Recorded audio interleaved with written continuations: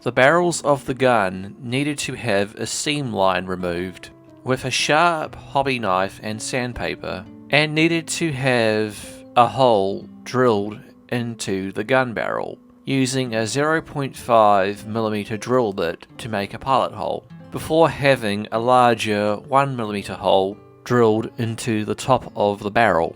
And once done, it was time to glue the guns together, with the model being made into smaller segments, which made it easier to brush paint the model. And speaking of that, it is now time to show you how this model was brush painted.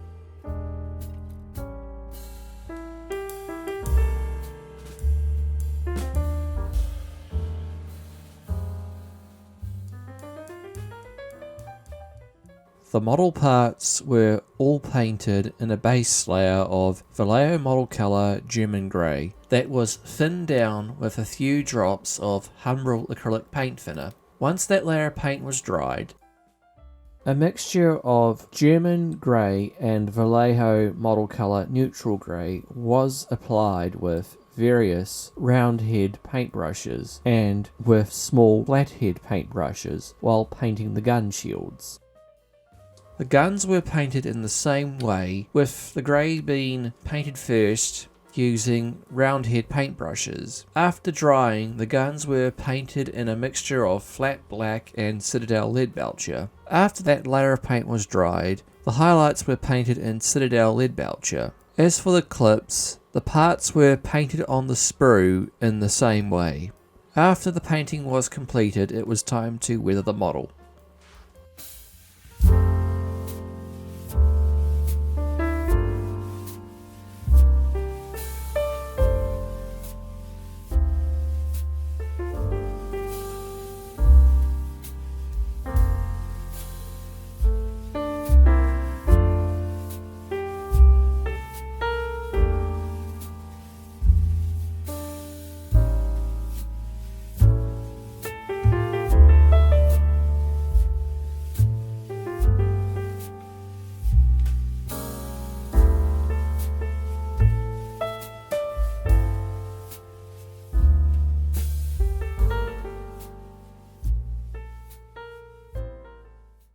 The weathering of the model started with Tamiya black panel line colour, applied over the recessed details. Once dried, Tamiya XCF57 buff was dry brushed over the gun base to simulate a dusty appearance. Then Tamiya soil paint was brushed over the lower parts of the base to mimic the look of dried mud, and once done, it was time to glue the model together.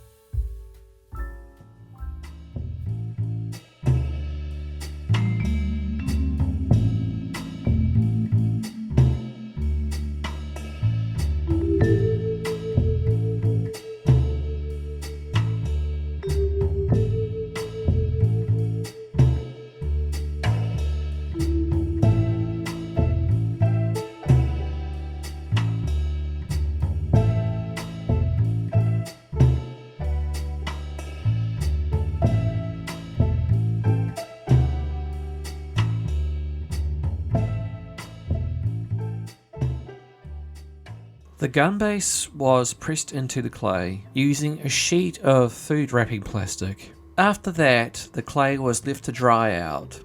Then it was time to paint the diorama in Tamiya Dark Earth Soil Texture Paint. After the paint was dried, matte Mod Podge glue was brushed over the base in patches, with garden soil sprinkled over the base, which was then sealed with isopropyl alcohol and a diluted Mod Podge mix. I then applied various sizes of static grass tufts over the diorama, followed with 6mm static grass applied over the diorama with a homemade static grass applicator. While the diorama was left to dry out, I decided to add a bit of seasonal detail to the scene, in this case dried leaves giving the base an autumn look. The leaves were made from real dried leaves which were first sealed in matte spray varnish. Then using a Green Stuff World leaf punch, it was a matter of making smaller leaves from real leaves. And when I had a nice pile of leaves, they were then randomly sprinkled over the diorama with other accessories added to the base.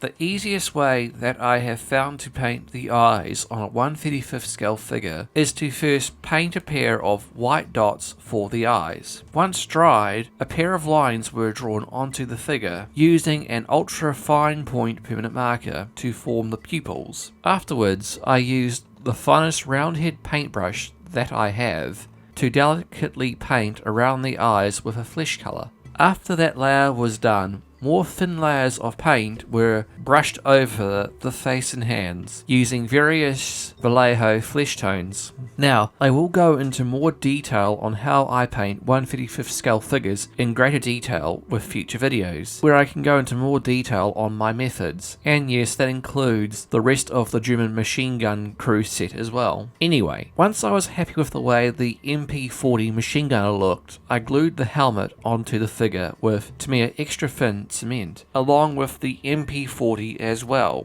Once the gun had dried onto the figure's hands, I made a gun strap with a piece of foil tape which was painted up. And with that, it was a matter of gluing the figure onto the diorama, along with the Flak 38 as well. And with that, the entire project was done, and so is this video. Thank you for watching, and good luck with all your ongoing projects. Here it is, the completed model and diorama.